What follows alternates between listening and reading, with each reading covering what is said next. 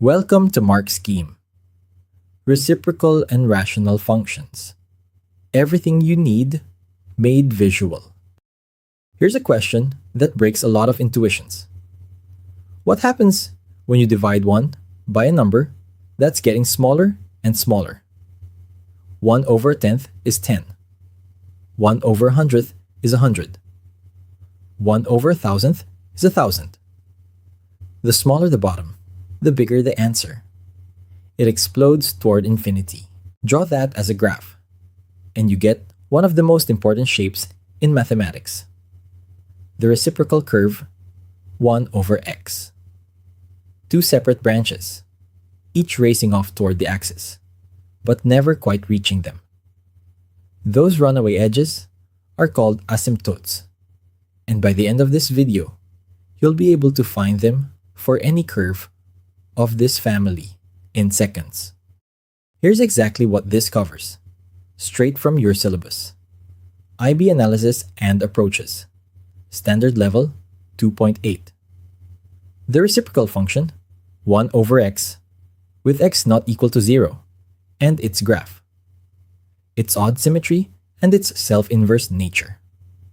Rational functions of the form ax+b over cx+d and their graphs, and the equations of the horizontal and vertical asymptotes.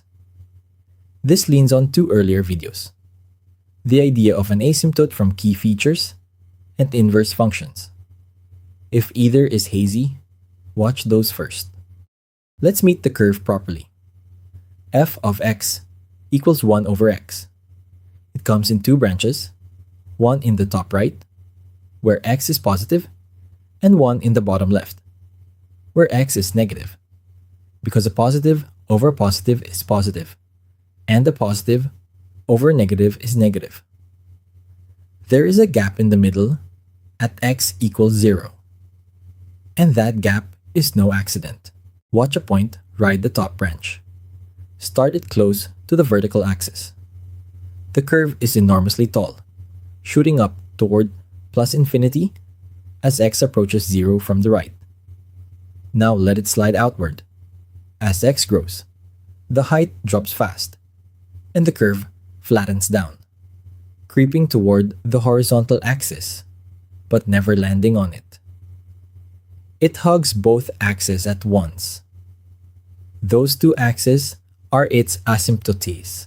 Let's name them. The vertical asymptote is the line x equals 0, the vertical axis itself, because the function is undefined there. The horizontal asymptote is y equals 0, the horizontal axis, describing where the curve heads in the long run. For 1 over x, the two asymptotes are simply the two axes. 1 over x has two lovely properties, and both are on your syllabus. First, it's an odd function. Replace x with minus x, and you get 1 over minus x, which is minus 1 over x. That's minus f of x. So the point a, 1 over a on one branch, is mirrored by the point minus a, minus 1 over a on the other. Geometrically, that's a half-turn symmetry about the origin. Rotate the whole curve 180 degrees, and it lands on itself. Second, and this is the striking one, 1 over x is self-inverse. Its own inverse is itself. Check it directly.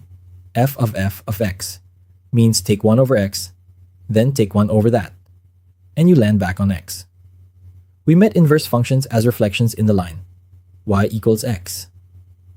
Reflect 1 over x in that diagonal, and because the inverse is the same function, the curve maps exactly onto itself. It is its own mirror image. Now let's generalize to any rational function of the form ax+b over cx+d. There are only two asymptotes to find, and each one comes from a single, memorable rule. The vertical one first. A fraction blows up exactly where its denominator hits 0, because dividing by something tiny sends the value racing off, just like the hook.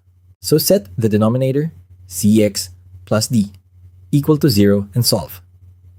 That gives x equals minus d over c.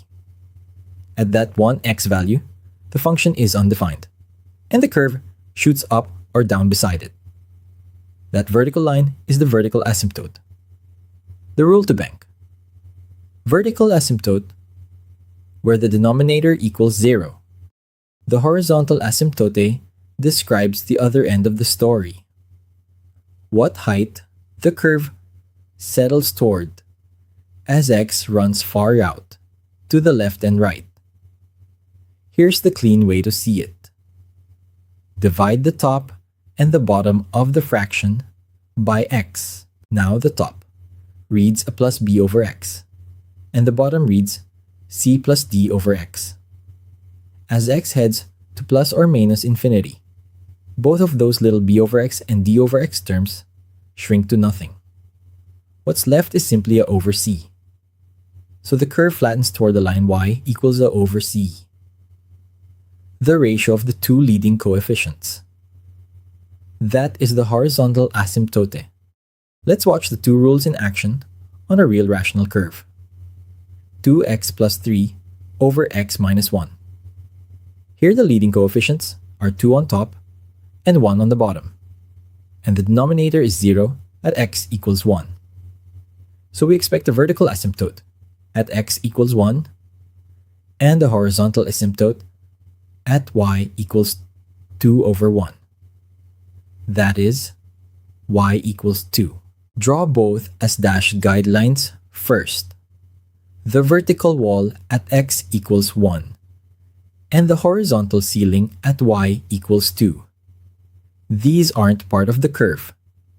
They're the tracks it will run along.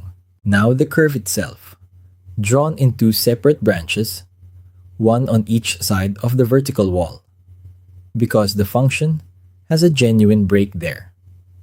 Watch how each branch dives in toward the dashed lines.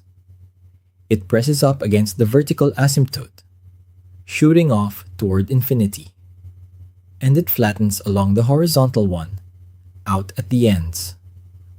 Always approaching, never crossing, never touching. This word, asymptote, hides the single most important idea in the whole topic, and it's where marks are won and lost.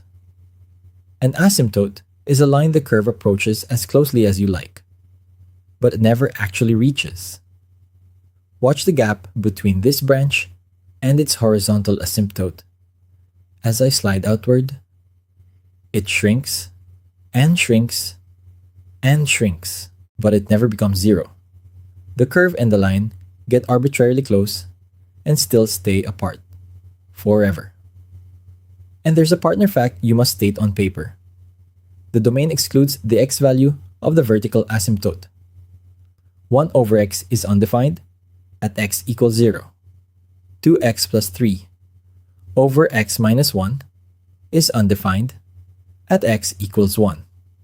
Always write that excluded value. It's the reason the wall is there. Time for a ladder of examples, easy to hard, all my own. Example 1. The warm-up. State the asymptotes of 1 over x minus 2. This is just 1 over x, shifted. So read the rules straight off. Vertical asymptote. Set the denominator to 0.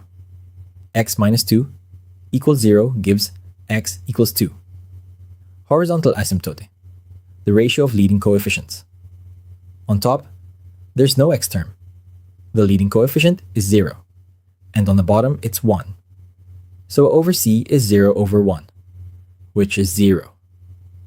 The horizontal asymptote is y equals 0. 2 lines, found in seconds, x equals 2, and y equals 0. Example 2 is the full workout, the exact shape of an exam question. Sketch f of x equals 2x plus 1 over x minus 3, showing all asymptotes and intercepts. Attack the features in order. before drawing a single curve. Vertical asymptote. Denominator 0. X minus 3 equals 0. So, x equals 3. Horizontal asymptote. Ratio of leading coefficients. 2 over 1, so y equals 2. Draw both as dashed lines. Now the intercepts. The y-intercept. Put x equals 0, giving 1 over minus 3, which is minus a third. The point 0 minus a third. The x-intercept. The whole fraction is 0 only when the top is 0. So 2x plus 1 equals 0, giving x equals minus a half. The point minus a half. 0. Notice the top being 0 is what makes a rational function 0. With both walls and both crossings pinned down, the shape is forced. Draw two smooth branches, one in each region, either side of x equals 3, each hugging the dashed lines, but never touching them. That is a complete, labeled sketch, and its full marks. Example 3. Revisits the self-inverse property. But now, as a proof, you could be asked to write out. Show that 1 over x is its own inverse. There are two clean methods, and either earns the marks. Method A. Compose the function with itself. F of x means feed 1 over x back into f. That's 1 over x. And dividing 1 by 1 over x flips it back to x. Since f of x equals x, applying f twice undoes it, which is exactly what it means for a function to be its own inverse. Method B. Find the inverse the usual way. Write y equals 1 over x, swap x and y to get x equals 1 over y, then make y the subject, and you land back on y equals 1 over x. The inverse is identical to the original. That's why reflecting the graph in the line we kune y equals x leaves it unchanged. Example 4 is the slickest trick in the topic, and it shows why every one of these curves is secretly 1 over x in disguise. Rewrite x plus 5 over x plus 2 in the form 1 plus something over x plus 2. The move is to force the numerator to contain the denominator. Split the top. X plus 5 is the same as x plus 2 plus 3. So the fraction becomes x plus 2 plus 3 all over x plus 2, which splits into 1 plus 3 over x plus 2. Now the structure is naked. This is just 1 over x, stretched by 3, shifted 2 to the left, and 1 upward. And in this form, the asymptotes are obvious by eye.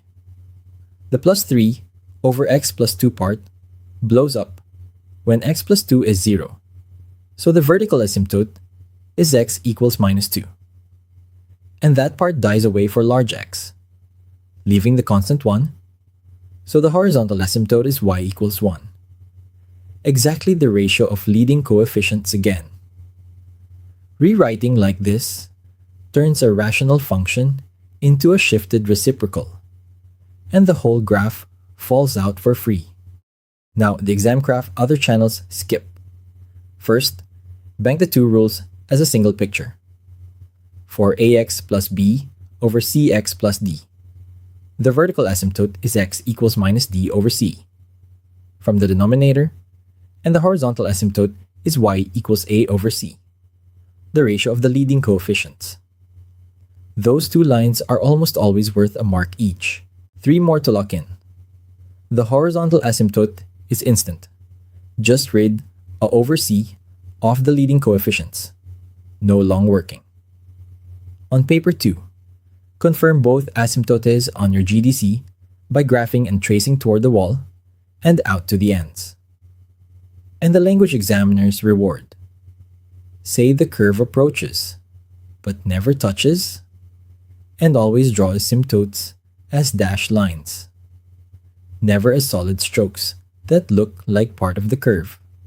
Finally, the 4 traps that quietly cost marks. 1. drawing the asymptote as if it were part of the curve, a solid line the graph runs into. Always dash it. It's a guide the curve only approaches. 2. Getting the horizontal asymptote wrong by using the constants b over d. It is not the constants. It's a over c, the leading coefficients. 3. Forgetting the excluded value. X not equal to 0 for 1 over x, or whatever x makes the denominator vanish. State that domain gap.